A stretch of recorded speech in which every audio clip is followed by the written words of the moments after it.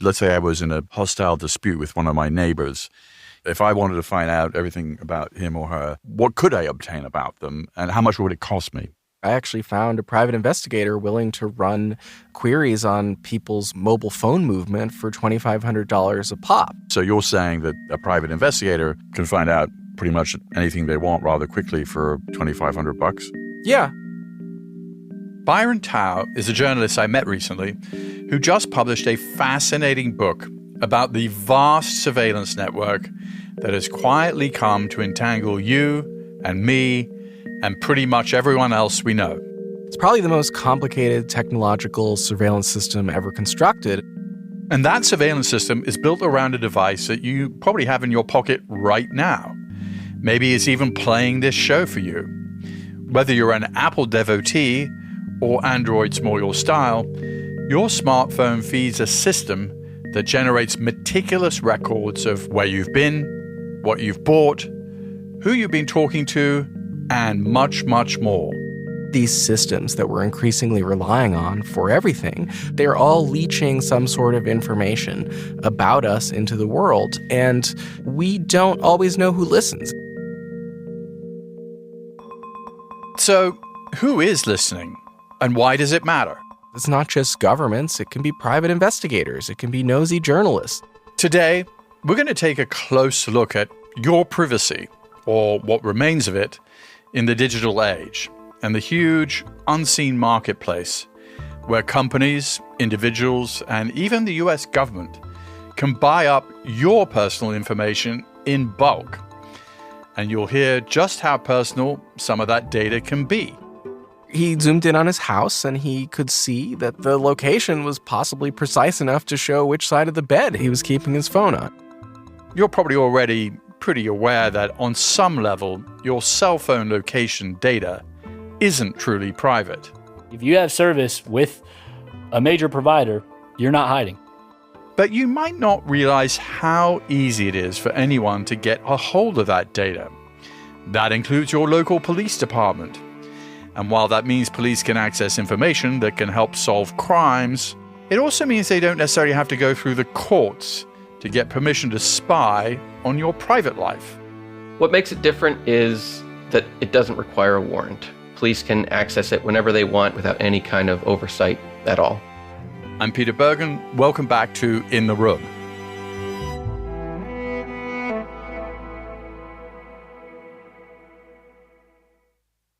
You open the book with this amazing anecdote about Grindr.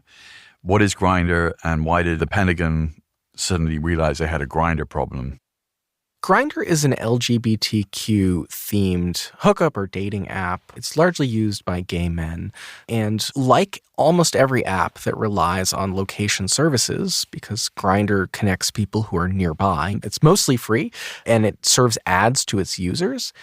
Grindr users are leaching a ton of information into this bizarre online ad ecosystem, and anyone who knows how to obtain data sets from advertisers can get lots and lots of fine-grained information on Grindr users. It's not that Grindr was doing anything wrong and selling its users' data. It's that Grindr, like almost every app that relies on advertising and location, is leaching this data. Byron Tao was a reporter for the Wall Street Journal. When he started researching the topic that became the focus of his new book, Means of Control, one of the early tips he got involved a U.S. government contractor who specialized in selling digital advertising data. In 2019, this contractor had put together a cautionary presentation for national security officials in Washington. The presentation was both a demonstration and a kind of warning about this data's power. What this government contractor did was purchase a lot of data that included Grindr and showed that you could see people who were using Grindr at or near government facilities and see where they were going, see what they did after they left government facilities. In some cases, you could follow them home. In some cases, you could see what other Grindr user they were in proximity to. In some cases, they were lingering at highway rest stops. There was all sorts of invasive things you could do with this data set. And again, it wasn't meant to shame anyone or get them in trouble. It was just a demonstration that even government employees, even ones that work at sensitive facilities or in sensitive jobs, are leeching this kind of data. And it's something that any American adversary could take advantage of if they wanted to. And this is true of other apps. Like if you allow, let's say we're here in Washington, if I check into the Washington weather and I allow the app to know where I am. Yep. This is true of almost every app that both has advertising and asks for your location.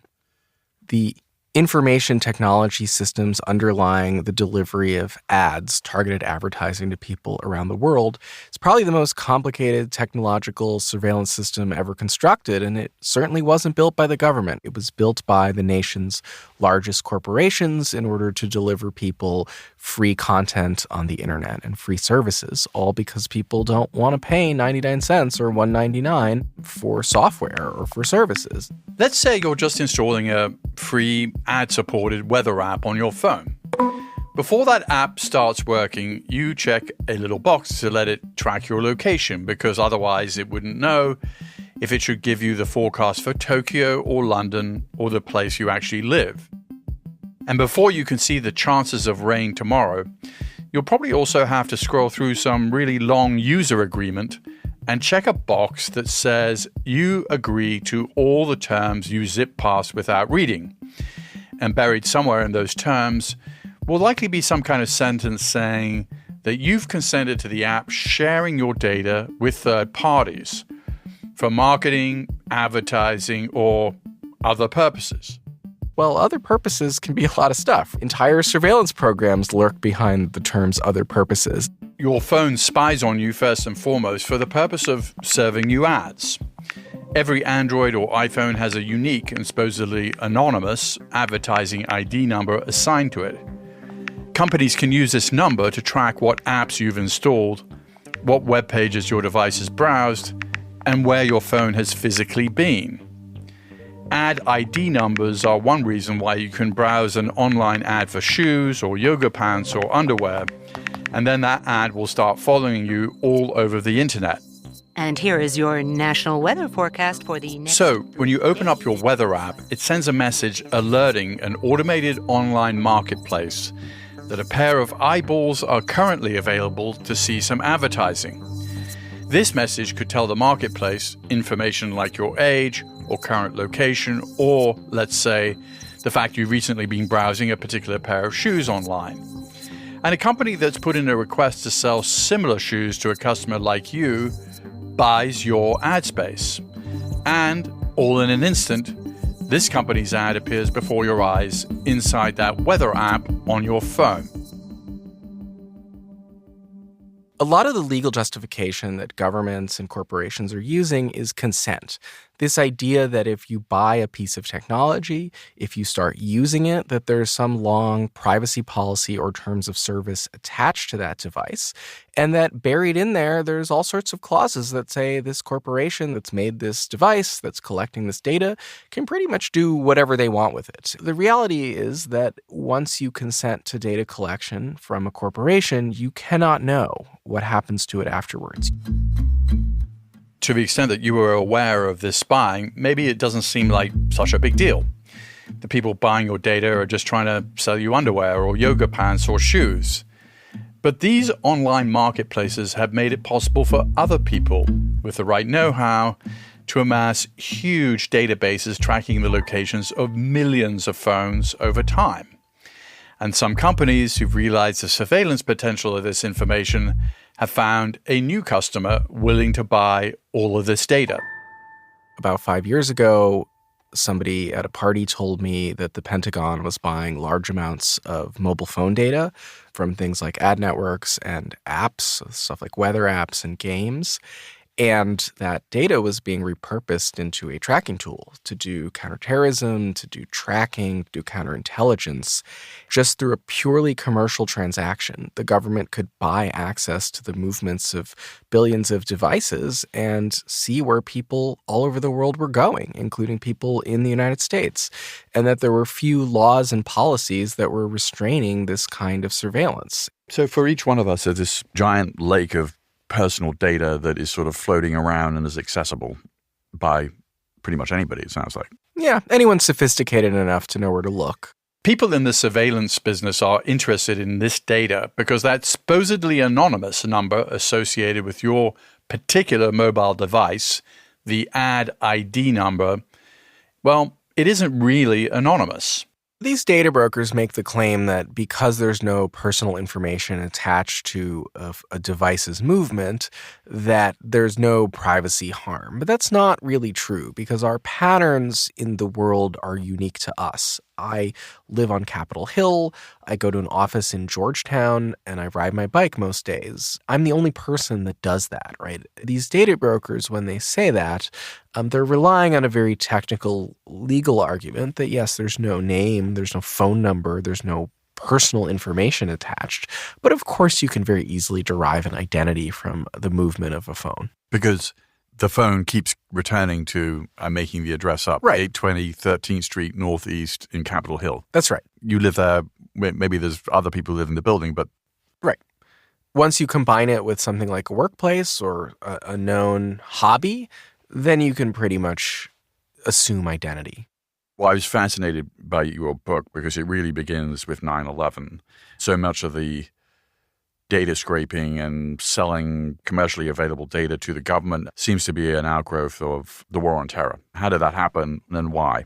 I think 9/11 changed the public safety, intelligence, and national security missions of many of these government agencies. For a long time, the military, the intelligence community, they were largely focused on trying to understand the intention of foreign states and their leaders and their top officials. Sometimes they were doing counterintelligence and sometimes they were doing odious things like monitoring civil rights protesters. But by and large, these national security entities were focused on states. The mission suddenly became how to separate out people within a larger population who wanted to do harm. And that's a very different kind of mission, right? You're suddenly being asked to track people who are operating out of apartments in Germany or who are embedded in some sort of a larger society and try to identify people whose behaviors or whose communications or whose patterns reveal something suspicious. There's actually an amazing document from after 9/11 that the FBI compiled, which is the story of the 9/11 attacks told through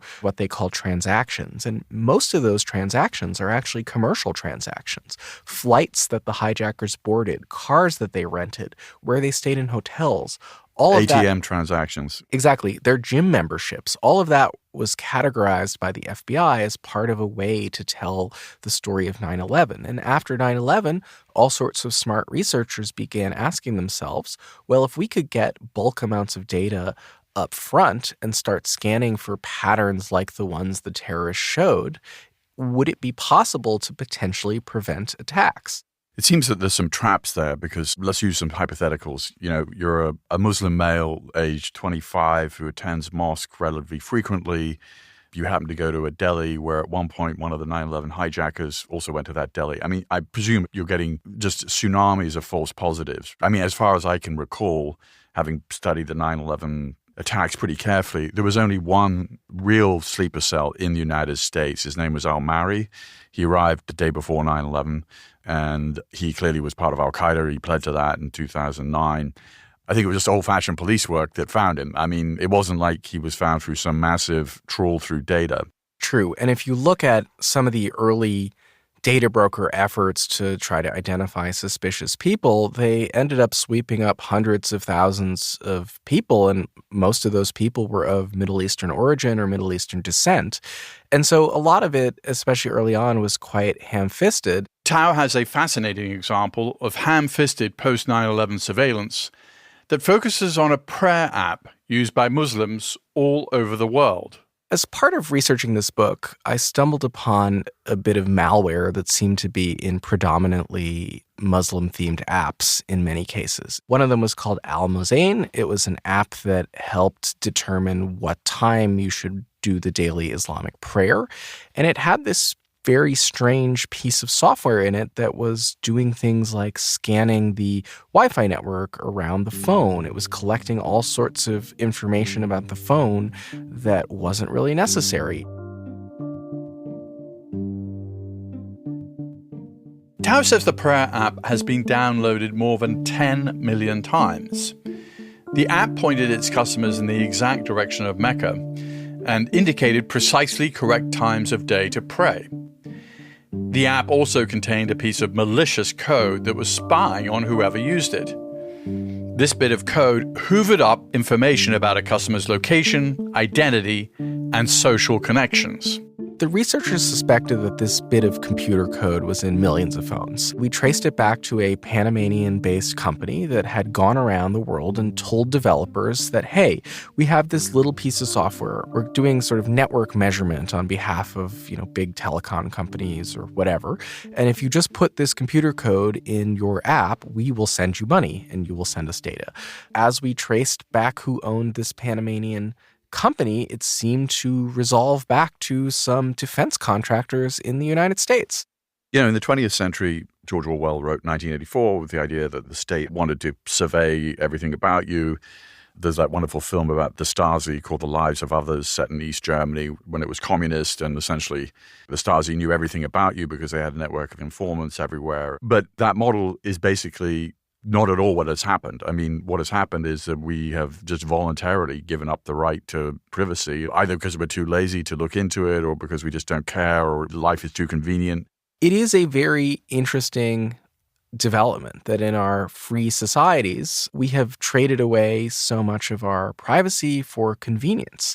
None of our technology, none of these systems that we're increasingly relying on for everything are designed with privacy in mind, right? They're all leaching some sort of information about us into the world, and we don't always know who listens. It's not just governments. It can be private investigators. It can be nosy journalists. So this hypothetical neighbor I'm having a dispute with, if I wanted to find out everything about him or her that might be either positive or negative, how would I go about it? And, what would I find out? Let's assume that I have an unlimited checkbook because I'm in a dispute that is getting pretty serious. If you had an unlimited budget, you could probably hire somebody who had access to all sorts of weird and esoteric data sets to dig through every aspect of someone's life and uncover every scrap of information that's ever been recorded about them in a digital data bank. That's right. Tao is saying with the right know-how, someone with hundreds of thousands of dollars to spend could probably just buy up most of the digital footprints you've ever left in the world.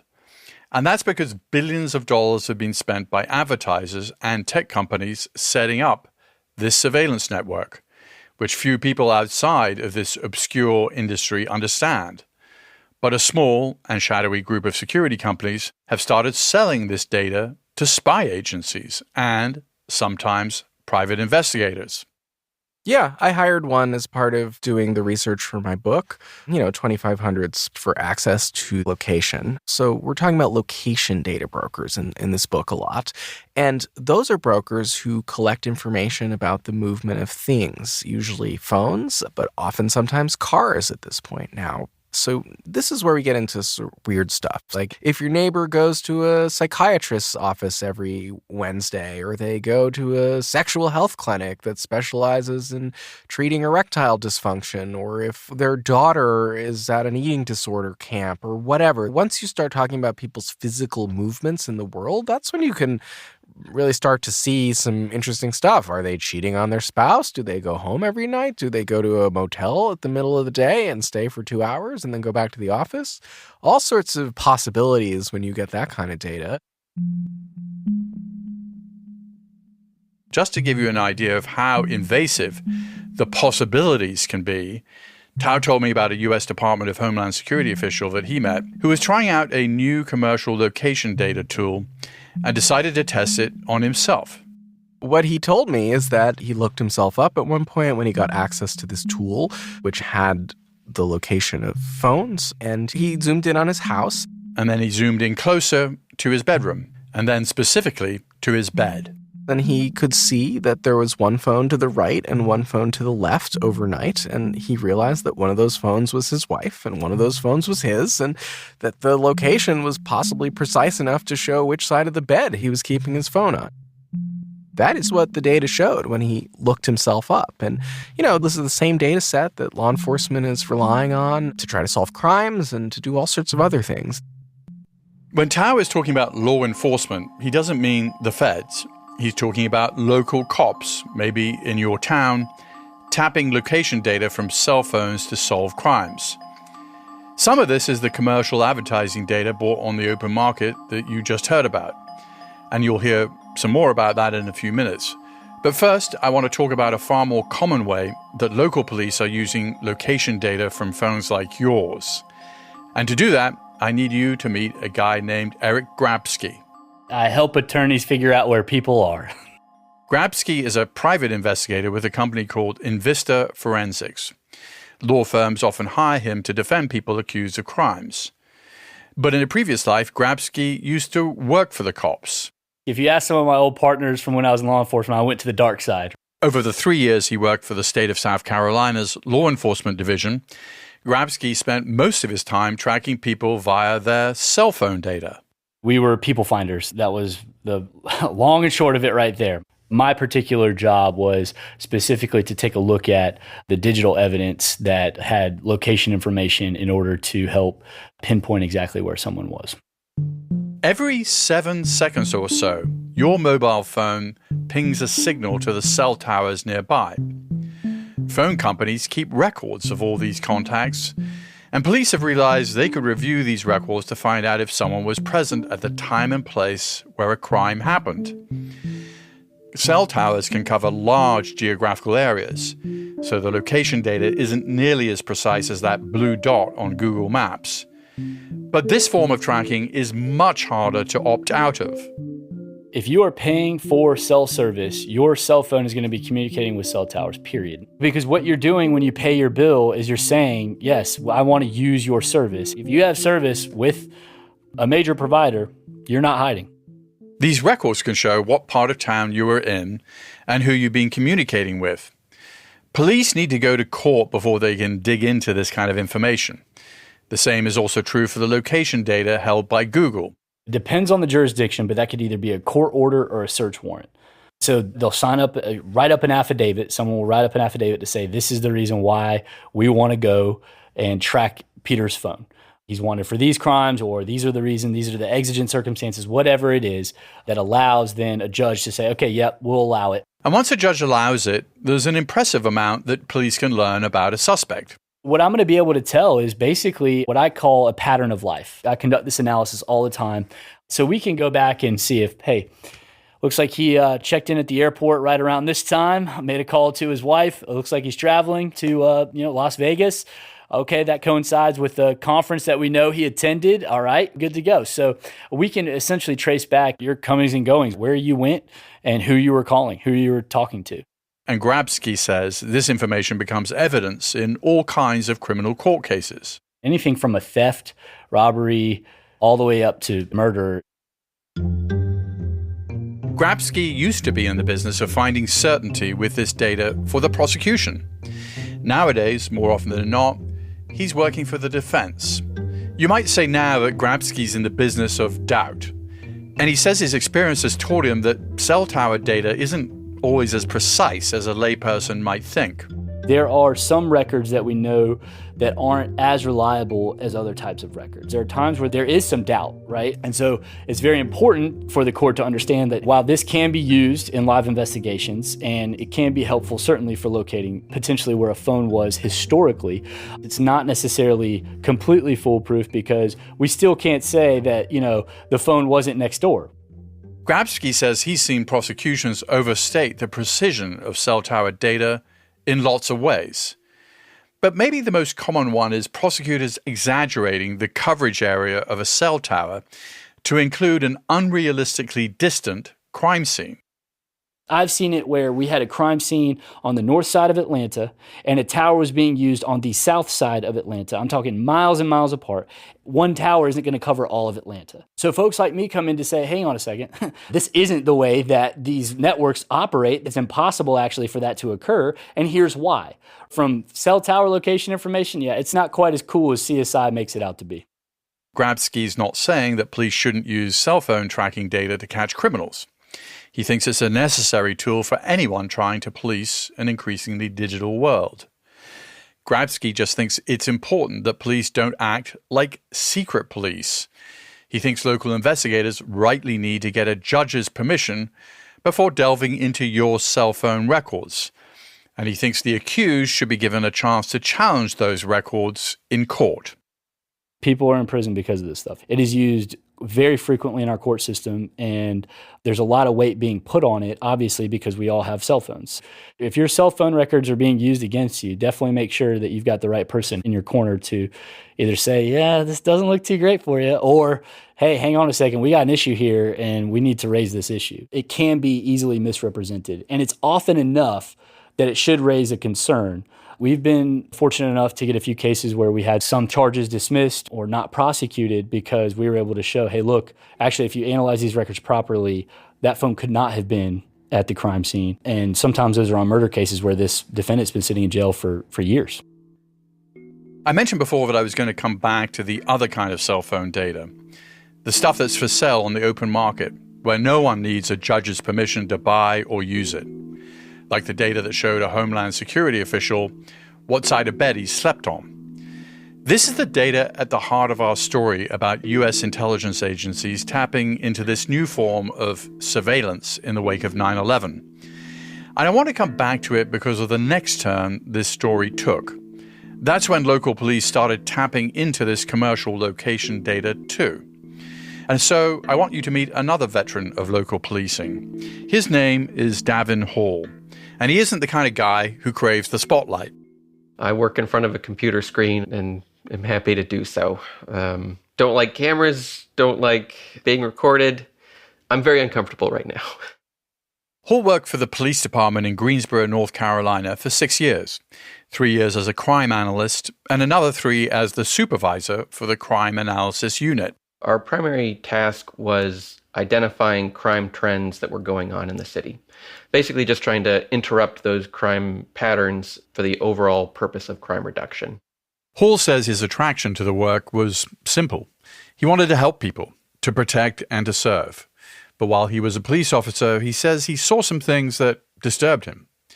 And so he stepped out of his comfort zone to talk to us about one of those things, an app marketed to local police departments with the wonderful name of Fog Reveal.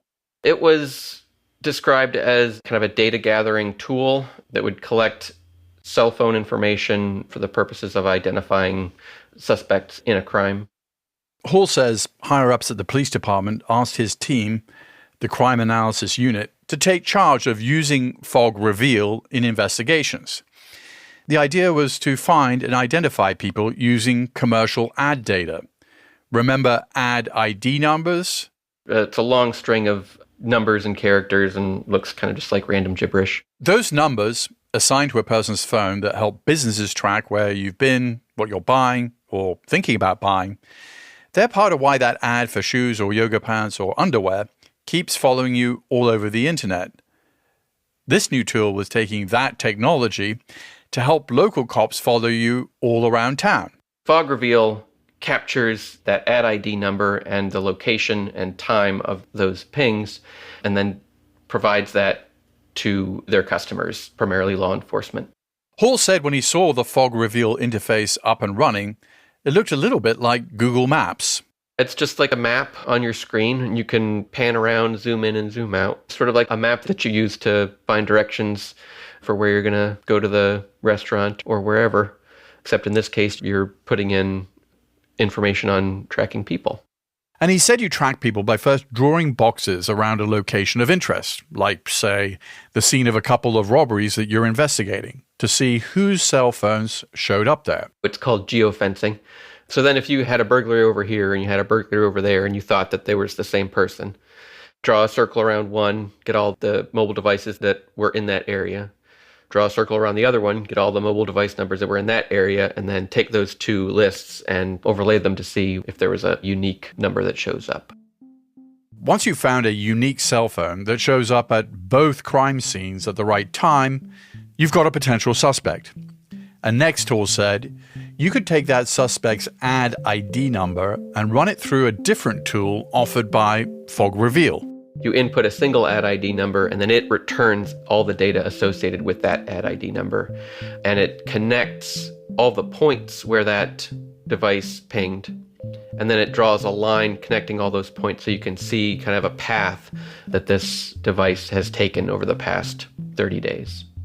It's very zigzaggy. But from that, you will still start to see patterns emerge, and you will start to see where these points are clustering, and that's how you kind of get the sense of where somebody lives or works.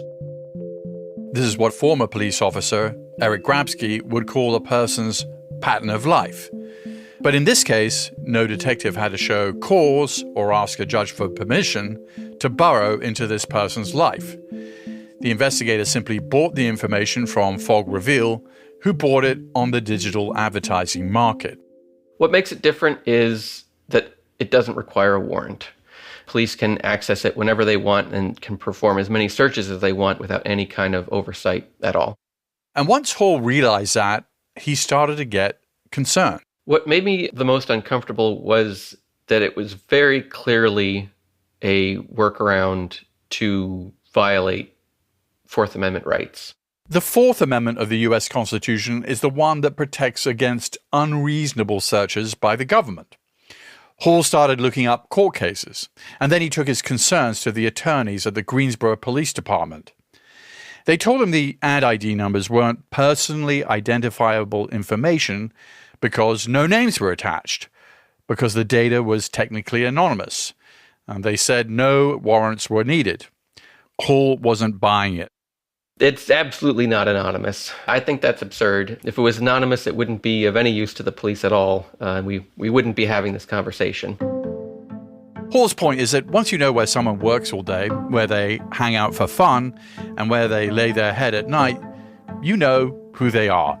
In one way or another, the journalists Byron Tao and our police veterans Eric Grabsky and Davin Hall have all pointed to the same basic truth. Assemble enough points of data over time and location is identity. And to Hall, using Fog Reveal in Greensboro seemed like a cheat sheet for making an end run around the Fourth Amendment. There really wasn't any gray area in looking at it for me. If police are there to serve and protect, part of what they are protecting is our constitutional rights, and this was the opposite of that. Fog Reveal is owned by a company called Fog Data Science. When we contacted them for comment, Fog noted that they're just one small operator among many companies, all selling this type of data to law enforcement, intelligence, and other agencies. They correctly pointed out their service is perfectly legal under existing law. They said their data has been useful in catching criminals, finding missing people, and has, quote, helped rescue and protect hundreds of children around the world. They also said their data is, quote, non-personally identifiable. If that were true, it wouldn't be of any use to law enforcement at all, because you wouldn't be able to identify anybody with it. The entire point of the software is to use it to identify individuals. In marketing materials, Fog claims to process information from more than 250 million digital devices per month in the United States. That sales pitch is hard to independently verify, but at least some local law enforcement agencies seem to be buying it. In 2022, a digital privacy group called the Electronic Frontier Foundation found that more than a dozen local police agencies across the United States had past or ongoing contracts with Fog Reveal.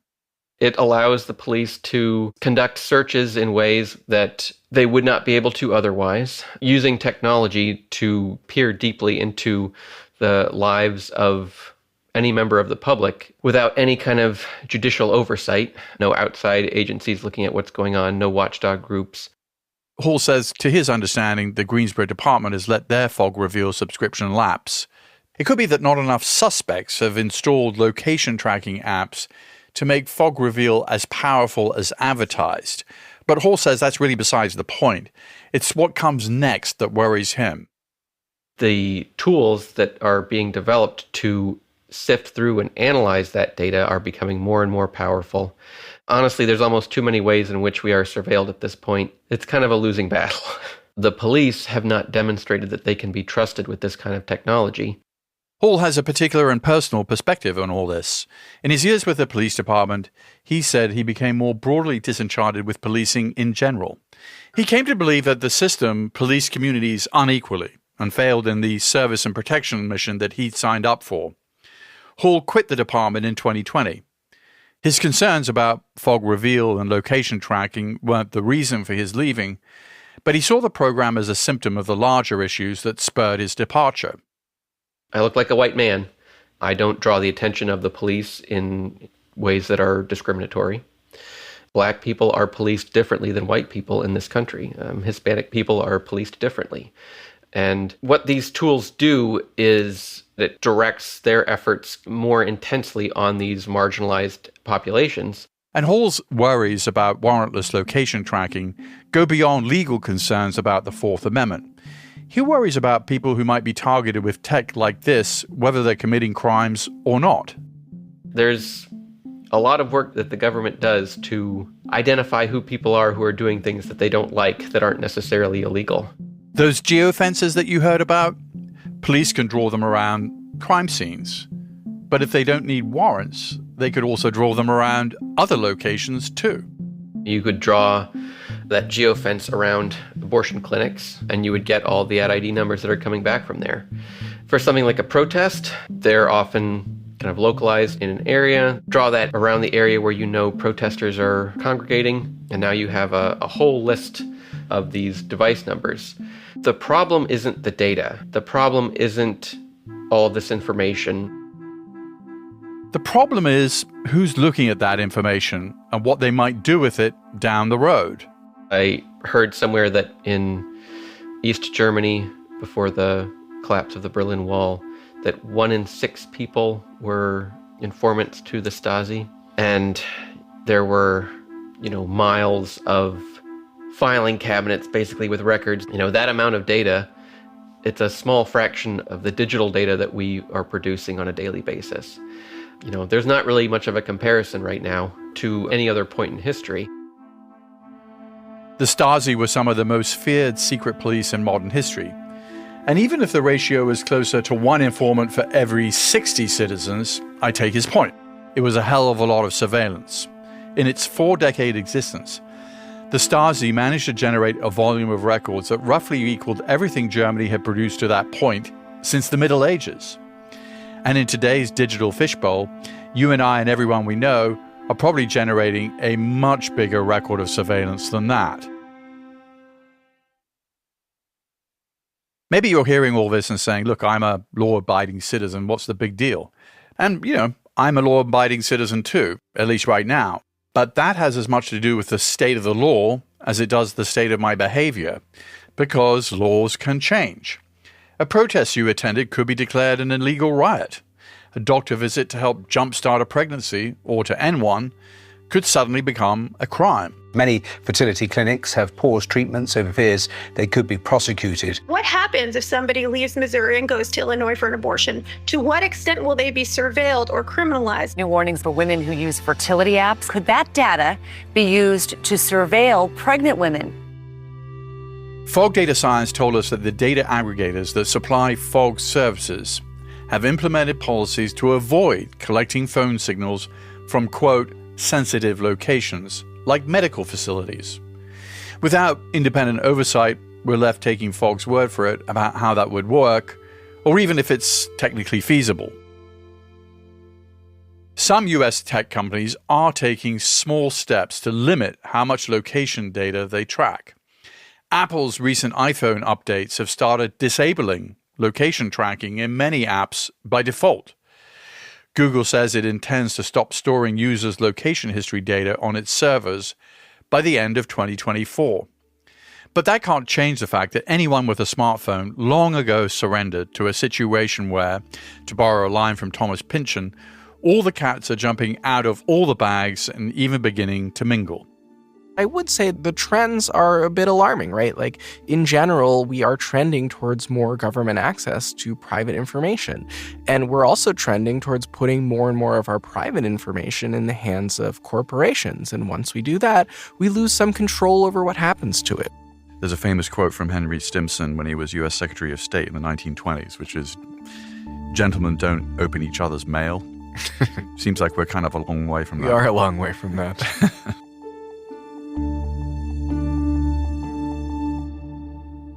If you're interested in learning more about the issues and stories in this episode, we recommend Means of Control: how the hidden alliance of tech and government is creating a new American surveillance state by Byron Tao. We also recommend Stasi-Land, Stories from Behind the Berlin Wall by Anna Funder. Both are available on Audible. And there's also a great German film about the Stasi, The Lives of Others.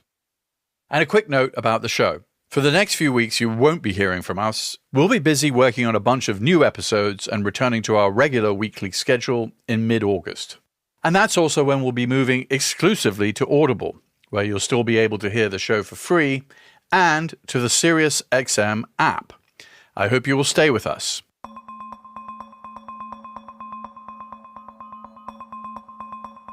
In the Room with Peter Bergen is an Audible original, produced by Audible Studios and Fresh Produce Media. This episode was produced by Eric German and Holly DeMuth. Our executive producer is Alison Craiglow. Katie McMurrin is our technical director. And our staff also includes Alexandra Salomon, Laura Tillman, Luke Cregan, Nathan Ray, Sandy Malera, and JP Swenson. Our theme music is by Joel Picard. Our executive producers for Fresh Produce Media are Colin Moore and Jason Ross. Our head of development is Julian Ambler. Our head of production is Eleanor Bavietz. Maureen Traynor is our head of operations. Our production manager is Herminio Ochoa. Our production coordinator is Henry Koch. And our delivery coordinator is Ana Paula Martinez. Audible's Chief Content Officer is Rachel Giazza. Head of Content Acquisition and Development and Partnerships, Pat Shah. Audible Executive Producer, Lara Regan Kleinschmidt. Special thanks to Marlon Calby, Alison Weber, and Vanessa Harris. Copyright 2024 by Audible Originals, LLC. Sound recording copyright 2024 by Audible Originals, LLC.